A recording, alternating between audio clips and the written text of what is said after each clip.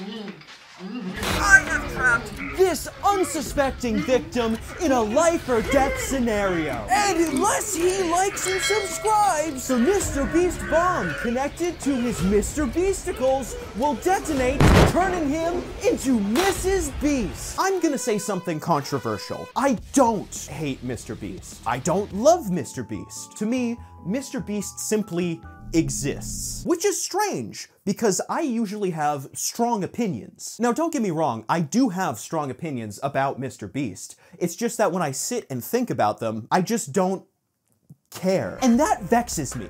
And I don't like being vexed. If you have access to the internet, you have at the barest minimum heard the name MrBeast. If you use YouTube, you have seen his content. If you have Amazon Prime, you have been against your will advertised his show. If you have Instagram, you have seen a Sigma Fonk W MrBeast edit. I have unconsensually seen MrBeast's face more often than my own children's. That's because my wife took them. The point is, MrBeast is everywhere. MrBeast, MrBeast 2, MrBeast Gaming, Beast Reacts, Beast Philanthropy, a combined total of 600 million subscribers on YouTube, 77 million followers on Instagram, and 33 million followers on X, the Everything app. With all of these followers, you would assume that Jimmy Beast is the most beloved person online. And you would be wrong. From the outside, it would seem like MrBeast is getting into controversy every 10 seconds. Some of it deservedly so, and some of it from people who huff paint recreationally. So why is MrBeast so controversial? Why does his content leave no impact? Does he deserve the criticism? And why does it seem that no matter how much he gains, it is never enough? Oh, my belly!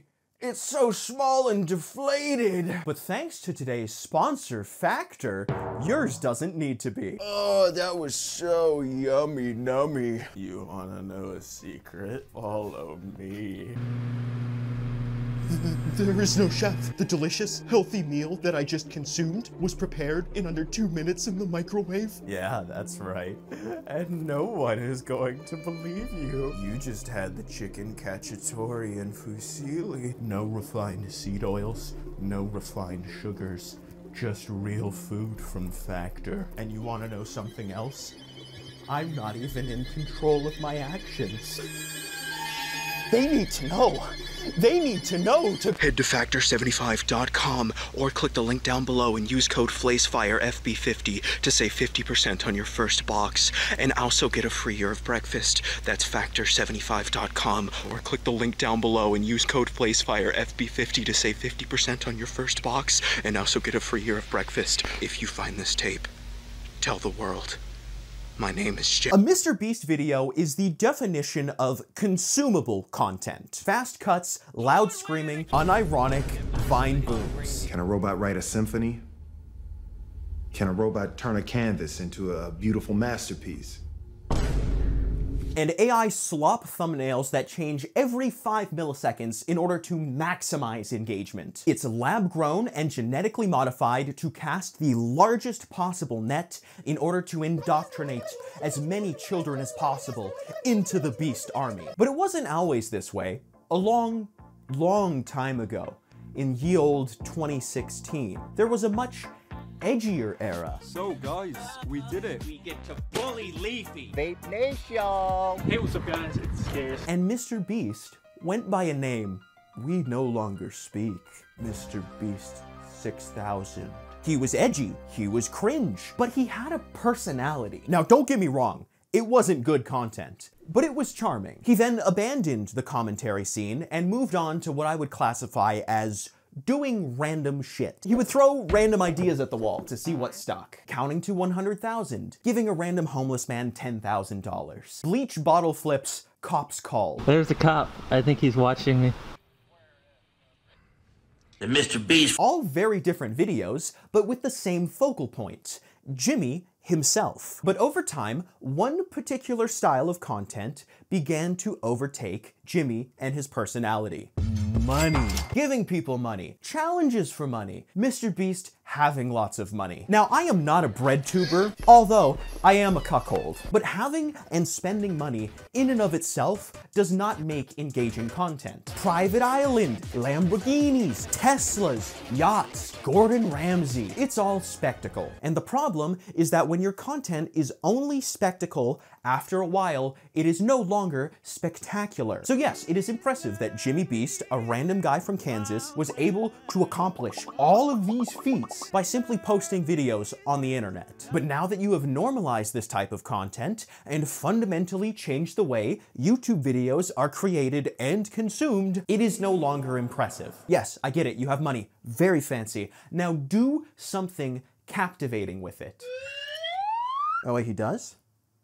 Story-based content? What? So, according to Jimmy, his video's main focus is on story. Storytelling. Focusing on the story. I just noticed we're investing over $30 million into YouTube videos this month. Plus, the storytelling in them is on a whole new level. Team's crushing. Can't wait for you guys to see how crazy these videos are. We have the best storytellers. Storytelling. When people are like, oh, Jimmy's not a good storyteller, he just knows how to manipulate the YouTube algorithm. It's like, come on. You gotta spend a couple years, some of us it takes a decade like me, to refine your skills and get it where you're actually a good storyteller. I feel like I'm a pretty good storyteller. So I want to do a lot of that and actually show that I know how to do storytelling. But you will notice on the MrBeast channel that Jimmy is not really part of that story. He's just the host, and not a very good one, might I add. So if we're not learning the lore from the Beast Bible, or anything from the Beastlings, other than that they're unfunny, then whose tail are we chasing? Well, there are generally 4 types of videos on the MrBeast channel. Beast and the Beastlings going to a place and hanging out, poor people money challenges, Beast and the Beastie Boys doing shenanigans, and expensive show and tell. We can just throw out Beast Abroad and the Beast Buddies doing shenanigans because there is no story there. It's just people without charisma doing nonsense. They'll go to a place and spend time at the place for an arbitrary amount of time, and there will be lots of screaming. We just got dropped off in the middle of an abandoned city. We are now stranded on this deserted island. We just got dropped off on this 2,000-year-old ancient temple.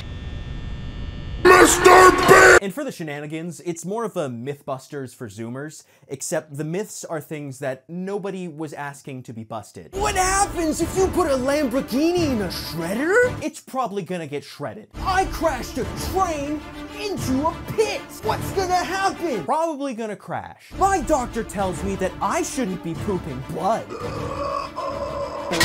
What does that mean?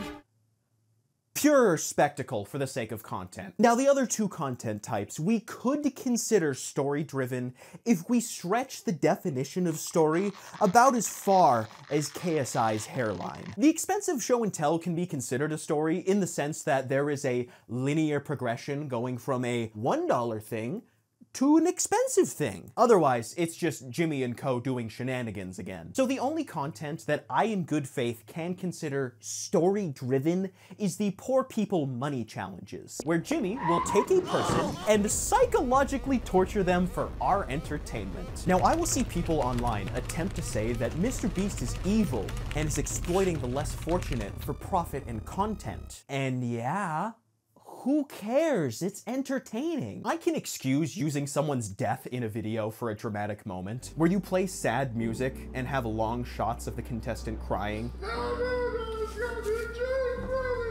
and time-lapse footage of a stormy sky. A little bit on the nose with that one, Jimster. But I draw the line at claiming that just because you're doing these things, that you're telling an interesting story that is worth watching for the story itself. It is a cheap manipulation of the viewer's emotions and appeals to the lowest common denominator of 10-year-olds. This person is poor and sad, and then they want a MrBeast video, and now they're happy. That means that I'm happy. Like and subscribe. These stories aren't interesting or innovative once you learn that they're basically the same. The MrBeast Poor People Olympics format is as follows. MrBeast screaming, person must stay in a place for a long time while doing challenges. Person will talk about how much they love their family. Person will almost give up despite the challenge being extremely easy. Person will win money. Now notice how I said person and not someone's specific name. That's because their name doesn't matter. They are not a person. They are a prop used for content. Good old wholesome family-friendly content, which leads to the contestants being extremely bland. From the way I'm describing it, MrBeast content is garbage and completely unwatchable, which could not be further from the truth. It is extremely consumable, but as soon as a video finishes, I remember nothing. Almost as if Jimmy has sucked the memory directly from my brain. It is content in its purest, most edible form, and it is fine to consume that content, because I'm a little piggy and I love slop. But I don't understand how MrBeast himself, or especially the Jimmy Beast fans, can say with a straight face that this content is anything revolutionary. See, that's why I'm confused, because this type of programming has been the standard for some time now. MrBeast has reinvented reality television, but MrBeast has replaced the dramatic stings and violin risers for CinemaSins dings and bruh sound effects. And not only did he reinvent reality television on YouTube, he reinvented it so hard that we've wrapped around to him producing his own reality show on Amazon Prime, which he has paraded around as though it was going to redefine streaming, when in reality, it only exemplifies the problems with his YouTube videos. Because there is no difference between a MrBeast video on YouTube and a Beast Games episode on Prime. We don't know the people's names, they are reduced to numbers. Large numbers.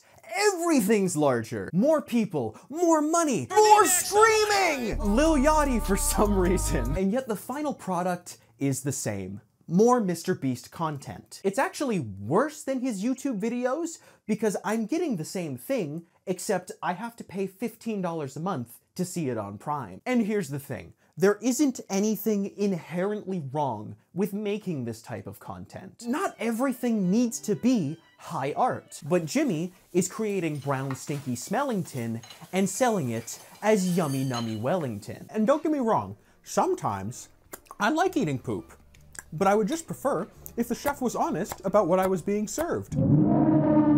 So why does any of this matter? Quite simply, it's because of what Jimmy is creating compared to the way he talks about it online. And that leads me to his most glaring flaw, his mark of the beast, if you will, his rampant, unchecked ego. So how can I be aware of his ego without knowing him on a personal level? Because I hear about it constantly from others online. I keep my interactions with the MrBeast extended universe to a minimum. He will release a video, I will watch the video, I will forget about the video, and go back to gooning to Luna Hell of a Boss. But because MrBeast cannot help himself and needs to be constantly loved and acknowledged, I am exposed to the MrBeast drama sphere. The MrBeast situation. The MrBeast situation. The MrBeast situation. The MrBeast situation. The MrBeast situation. The MrBeast situation. The MrBeast situation. The MrBeast situation. Welcome back to Slop Live. Today's Slopic, a YouTuber known as Flazefire, has AIDS and is gay. And paradoxically, to that sphere of drama, there is a sphere of good. I didn't mention it before, but there is a secret fifth type of content MrBeast produces on his channel. Philanthropy. And to his credit, Jimmy is doing genuinely good things for the world. He even has a second channel entirely dedicated to charitable efforts. I legitimately give MrBeast props for this. However, there are people out there that see this as a bad thing, that Jimmy is using disadvantaged people for content. Which, yes, he is, but those people are still being helped. Now, I can't see into the depths of Jimmy's soul, and only he knows his true intentions. But I can say with relative certainty that he is doing these acts of kindness out of the goodness of his heart. However, I understand the thought process of the people that think otherwise. Because even though you are doing charity,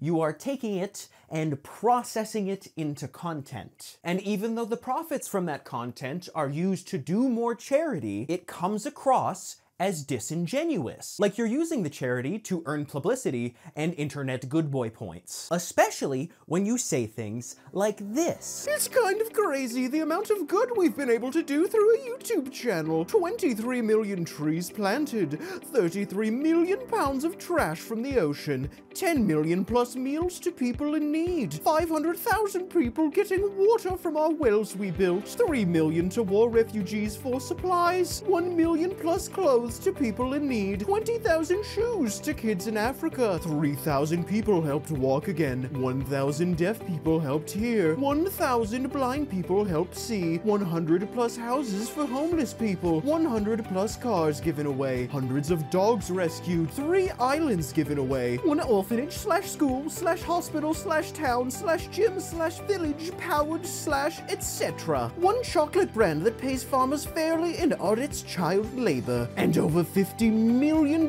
given to people not including stuff listed above, all while still in my 20s. It is kind of funny that people who have never volunteered in their life or given a penny to charity will see this and make a 30-minute essay about how I'm evil. No matter how much people complain, I'll never stop helping people. It's fun. Now, I don't think he's evil, but I do think he's insufferable. Because anytime there is criticism about him that isn't from insane people that think he's the Antichrist. Multiple people at MrBeast talked to me about this theory as if they legitimately believe there is a chance that MrBeast is the Antichrist. He will use his charity as a shield or a way of boosting his credibility. What do you do off camera? What do you feel about that? Because that's a big criticism that a lot of people have had on YouTubers for a very long time. It's a big criticism I get, which is funny because if I do something off camera, how do you know about it? So all the people who tweet all the time or whatever go, you wouldn't do anything unless it's on camera. He only does it because it's on camera. How do you know? Nothing is a better example than his crowdfunding campaigns, Team Seas, Team Trees, and Team Water. Now, these are all very worthy causes. Team Seas is cleaning trash from the oceans. Team Trees is helping prevent deforestation. And Team Water is bringing clean drinking water to areas of the world that don't have access. But when MrBeast is e-begging his fans and online content creators to help donate to his charity with his name on it... We're just curious, your friends here were saying you were a very generous soul. Are you really gonna do this shit? I fucking did the McDonald's drive-thru, man. Is this gonna happen to me? Oh my god. Oh, what are you trying to get me? What are you just fucking give me a number? All right, so Jinxie, Logan, they both just committed 100 grand. Teamwater.org. That's it. Hey, and you seem like you have a rich audience. We have a leaderboard. You know, you can also see who's donated the most. If you get that #1 spot, I'll love you forever. 100%. We got you at 15. All right, thank you, man. Catch you later. Let's go. Hey, of course. Good luck, guys. No, thank you. Thank you, Rod. Thank you, man. You're the best one. Wait, so that let's do some math right here, boys. That 15 grand I just got us. Does that even make a dent? Then it feels disingenuous. MrBeast has a habit of needing to affirm to the world that he is indeed loved and respected. It's not merely enough to have 600 million subscribers and infinity money. No, he needs infinity love. Do you like MrBeast? No. The jacket. Oh! Do you think MrBeast ruined YouTube? Yes. So, I ruined YouTube because I didn't buy a mansion and sports cars and instead reinvested my $sign into making content focused on doing good and inspiring kids to help people. If he had fun, the videos would be longer. What does that even mean, lol? You think I'd give up every hour of my life for 14 years if I didn't have fun? This clip is insanely disrespectful in my opinion, and obviously there is so much I could say about his content, but I'll just take the punches and be the bigger man. Sigh. This MrBeast stream was a disaster. How is raising $12 million for charity a disaster, lol? MrBeast makes history by becoming the first person to become a billionaire without selling their soul. This was possible because he never had a soul to begin with. Howdy! Saw your tweet about me not having a soul. Would love to chat on Discord or phone sometime, because I think there might have been a misunderstanding. No worries if you don't want to. The best example of this is Rolling Stone's Most Influential Creators of 2025 list, in which Jimmy was placed at... #7. Not #1, but still quite respectable. And of course, Jimmy, being the most humble man alive, accepted his 7th place award with humility and gratitude.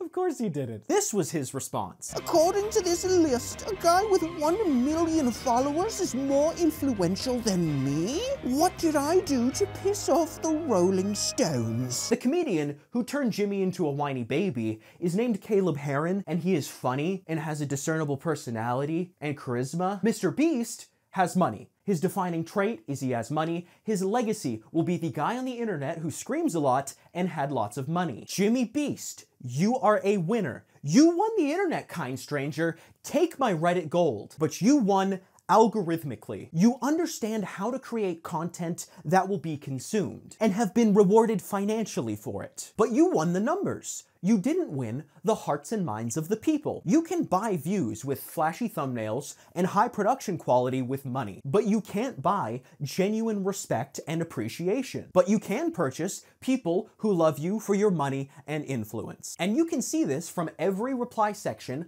on his social media. The blue checkmark crypto bros are about the only ones you will see interacting with him on X the Everything app. His YouTube comments are flooded with toddlers spamming W MrBeast and doxing their full name and address in hopes of getting in the next Jimmy Beast video. And on Instagram, there is a sea of people asking Jimmy for free things. Haha, JK, I just joking, but like, if you gave it to me, that would be pretty cool, Jimmy. Just kidding. Jimmy, come on, Jimmy. You know you owe me. But there are, and it terrifies me to say this, real MrBeast fans that live amongst us. The content casts a very wide net. It is made for the most general of audiences. But the people who really like it and become actual fans are the same ones who donate to multimillionaire Twitch streamers and spam W's in their chat. 8-year-olds or drooling morons. And continuing to pander to said 8-year-olds is not going to shift public opinion on the fact that your persona and your content feels inauthentic and ungenuine. Jimmy wants to have his feastables and eat them too. He wants to be loved as the man and as the brand. And you can't have it both ways. You cannot be a down-to-earth, normal guy YouTuber while being the head of the largest social media conglomerate with several companies, subsidiaries, and ventures. You can donate millions to charity and still be insufferable. Now, of course, MrBeast is just a person, and I do not know the real man, and I never will. You never will. The world never will. I cannot judge MrBeast on his inner thoughts because I cannot see them. But I can judge him on his actions and his words. And although there are good ones, there are also ones that call into question his motivations and intentions. But I don't know him personally. I only know the mask he wears. I don't harbor hate to MrBeast, but I feel no love either. There's an idea of a MrBeast. Some sort of abstraction. But you look behind the beast beard, and there is simply nothing there. Shit it in my pants. I am for real. You should join my Patreon too. My pants are filled with some stinky poo. I shit it in my pants. I am for real. You should also follow my Twitter. My pants are filled with so much shit.